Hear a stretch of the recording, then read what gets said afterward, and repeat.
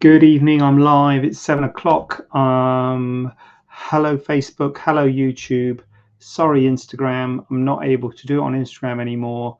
It just says you are unable to go live at this present time. I've Googled it, and it's other people have had the problem and say it just starts working again. So I'm hoping it's going to start working again. Very hard to contact anyone at Instagram.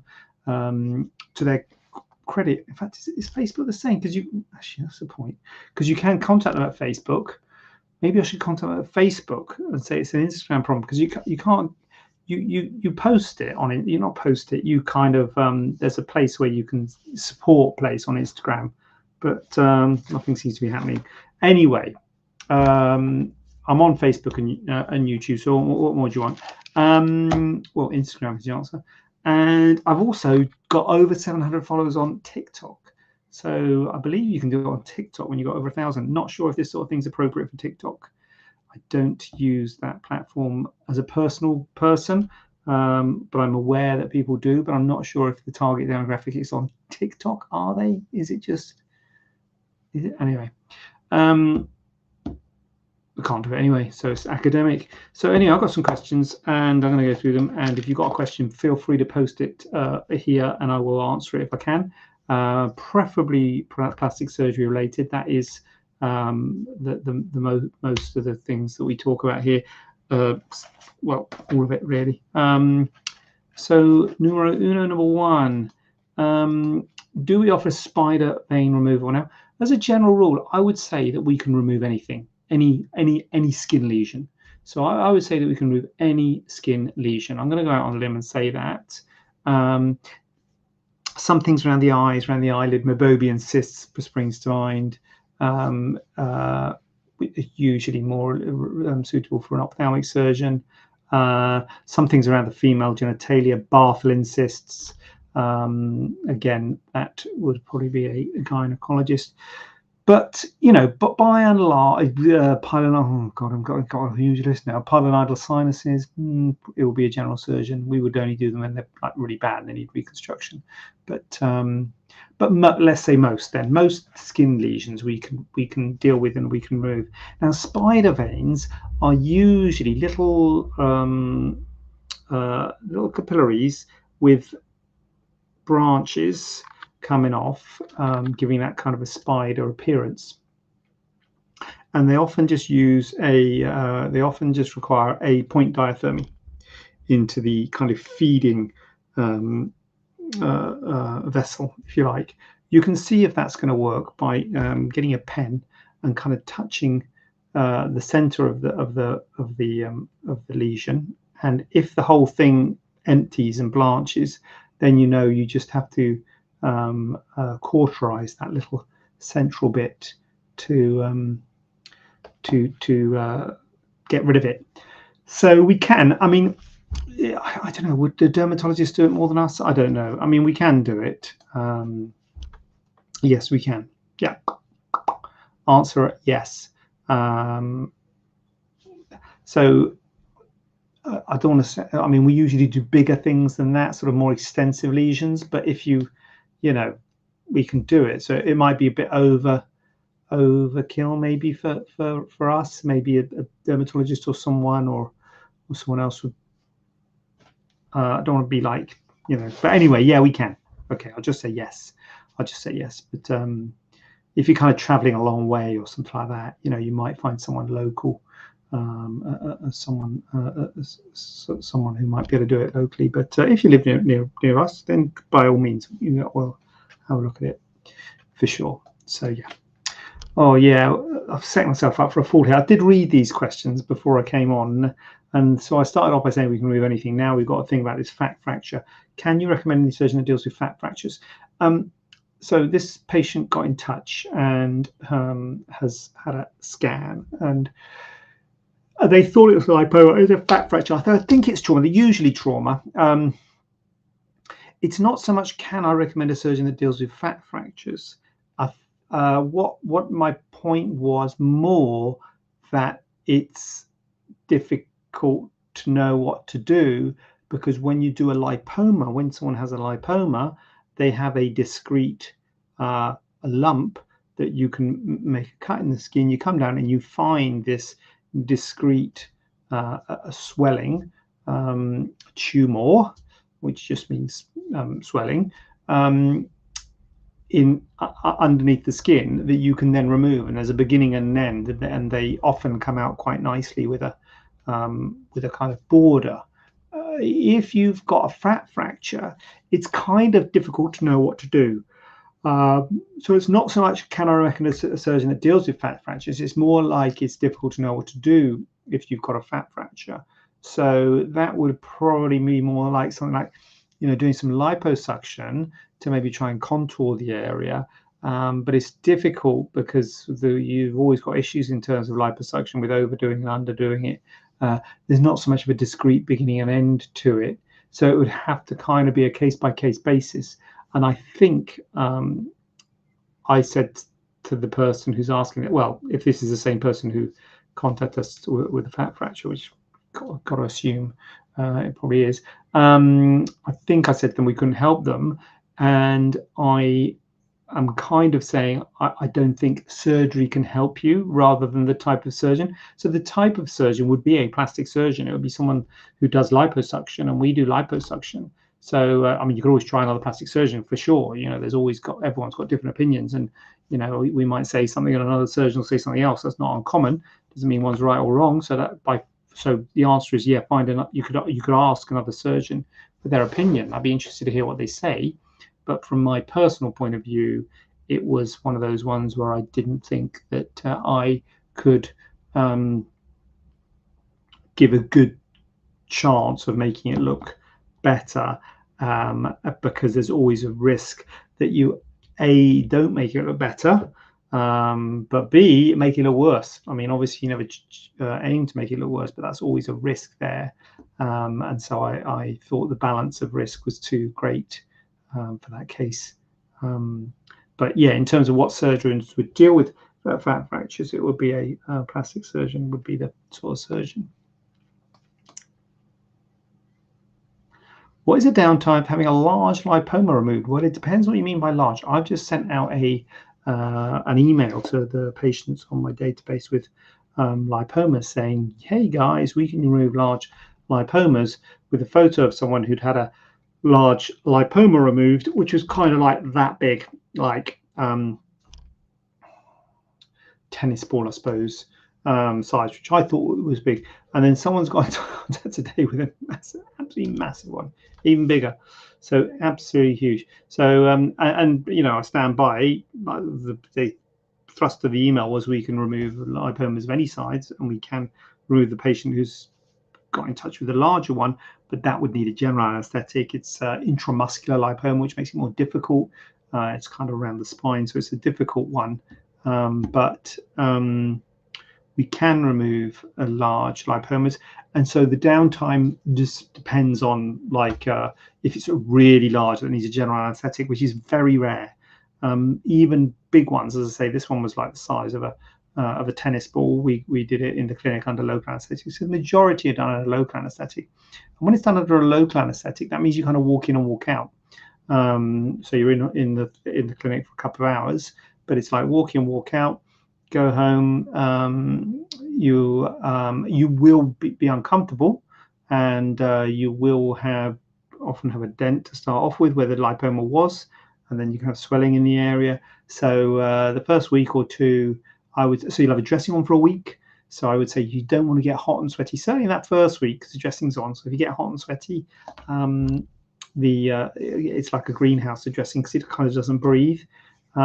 Usually lipomas are, well, not usually, always lipomas are underneath the skin. So you don't have to take any skin out, which is good.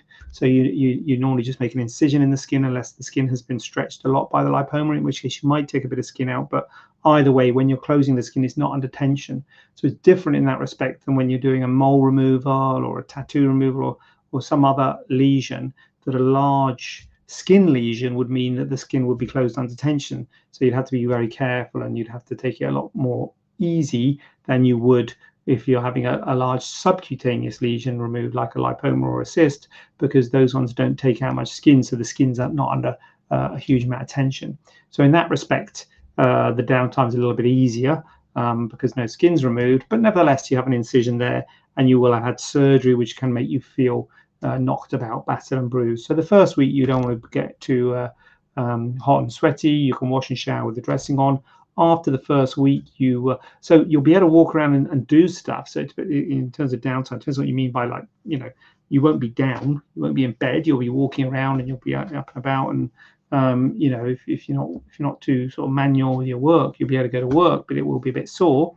After the first week, the dressing comes off, you can wash and shower normally, and then I would say take it easy for another week. I'd say 2 weeks to get that wound knitted together, and then you can start getting back into things, gently getting back into things, exercise and what have you, depending on how it's all healed. Hopefully it's all healed beautifully by that stage. Sometimes not. Sometimes a little bits of wound that haven't healed up properly, in which case we say, look, take it a bit easier because you've got a bit of wound there that's not quite right, or there's a bit of a dissolvable stitch there that's gone a bit red, so take it easy. So it does vary on a case-by-case basis, but that's kind of generally the general gist of things.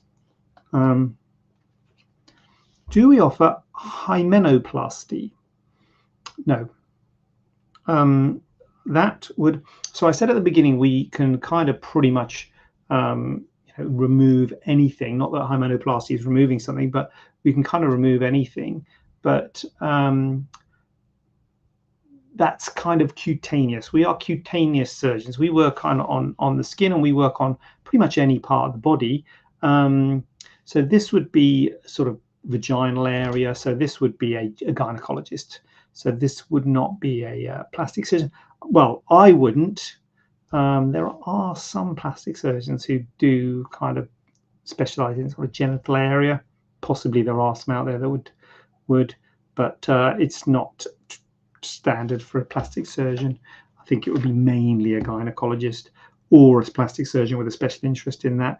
None of us have got a special interest in genital plastic surgery, so no, we wouldn't doing that. So that would be a gynecologist would be doing that.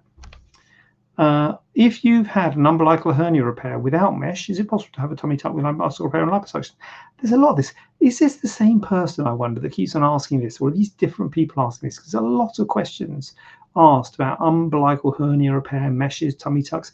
There's no problem, even if you've had a mesh. So the mesh, I mean, I think I'm sure we had this last week, and maybe even the week before. I mean, the thing about the mesh is it'll splint the abdominal wall.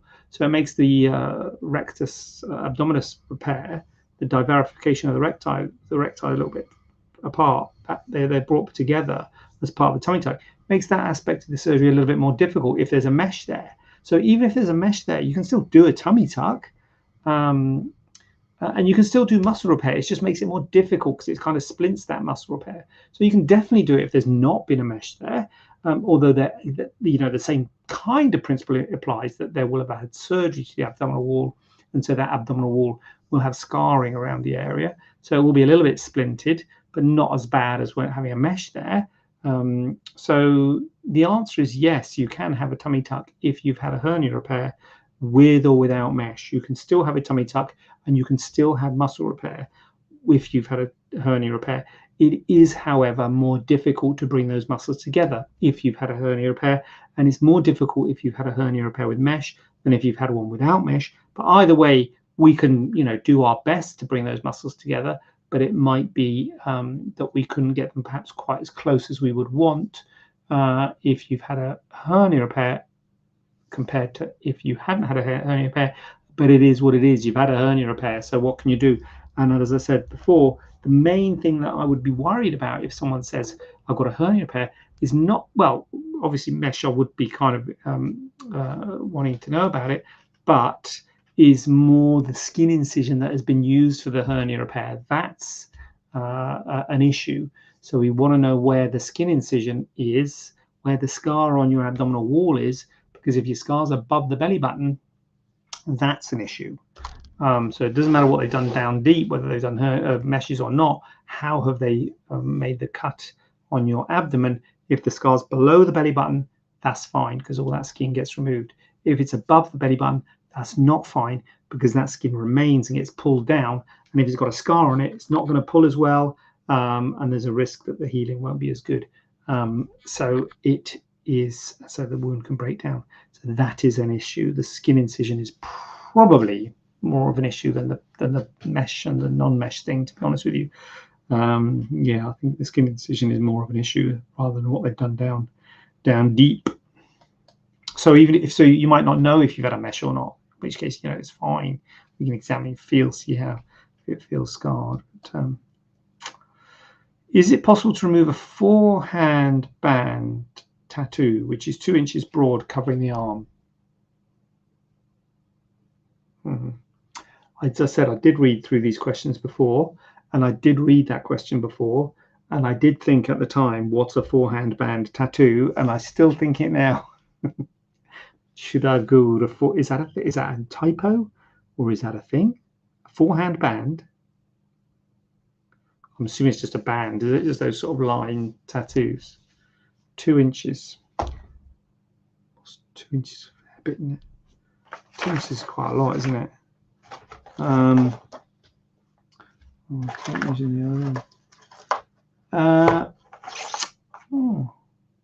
Well, I don't know. I think 2 inches is quite a lot. I don't need to show you what 2 inches is, do I? I think we all know what 2 inches is. We're all adults here. And I don't know what my tape measure is. So I think what's 2 inches like that? It's quite a lot. I think that's probably too much. I have removed those tattoos from the arms. And so if it is too, I mean, the answer is send us a photo. What's better than saying 2 inches is sending us a photo, and what's better than sending us a photo is coming and seeing us so we can pinch and squeeze your arm. So you know, we'll give it a go with just the words 2 inches, but it's even better if you can send a photo, and even better if you can come into the clinic in real life, because we can give you a proper opinion, because it depends on how much how much give there is in the skin, and if there's enough give, then the answer is yes.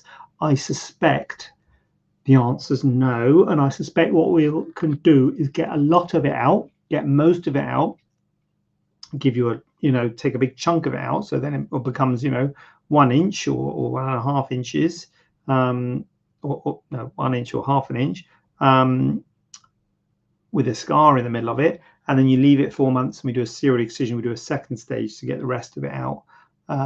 So, you know, if we can't get it all out in one go, we will warn you of that pre-operatively. We always do our best to get it all out in one go, but sometimes it's a bit too tight, and you can't get quite as much skin as you might think in your mind off the arm. It's not got a great skin laxity, so we can do our best, but you might end up with a scar with still some tattoo on either side. But if you wanted that, so it'd be a smaller band, but if you wanted it all completely gone, you'd have to come back 4 months later, and we'd have a go again and remove it for you.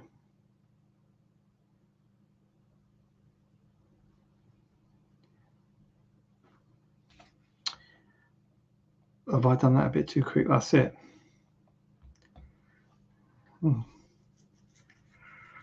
Good thing about Instagram, people would sort of, anyone got any? No. No, I mean, I am a busy guy, don't get me wrong. I am busy.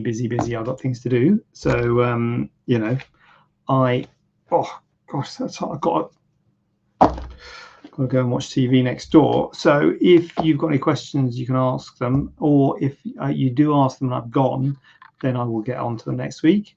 I'd like to say massive thank you to all the people who asked questions this week. You know who you are. And I will be back same time, same place. And I hope I'll be able to go on Instagram as well. But I say that, but I probably won't, because it's been weeks I haven't been able to. But hey, we're okay on Facebook and YouTube.